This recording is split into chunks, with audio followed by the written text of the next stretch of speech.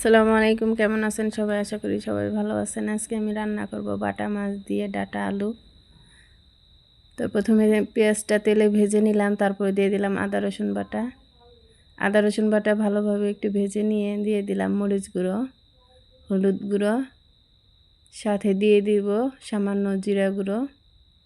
দিয়ে ভালোভাবে নেড়েচেড়ে নিয়ে দিয়ে দিব সামান্য একটু পানিটা দিলাম ভালোভাবে কষানোর জন্য। এই তো আমার মশলাটা কষানো হয়ে গেছে। এখন দিয়ে দিব মাছগুলো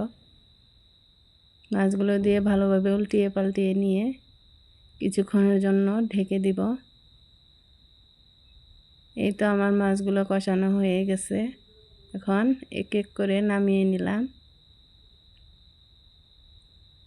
তারপরে দিয়ে দিব আলুগুলো দিয়ে ভালোভাবে নেড়েচেড়ে তারপরে দিয়ে দিব ডাটা, ভাপিয়ে রাখা ডাটাগুলো দিয়ে দিলাম। এবার নেড়েচেড়ে নিব ভালোভাবে। নেড়েচেড়ে নিয়ে এখন ঢেকে দিব কিছুক্ষণের জন্য।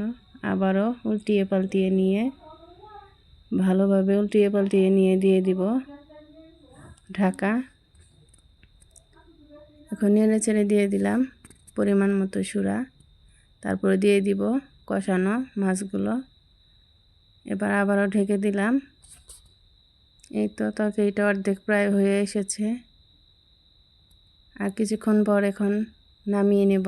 এই তো নামিয়ে নিলাম আমার ডাটা আলু দিয়ে বাটা মাছ রান্না।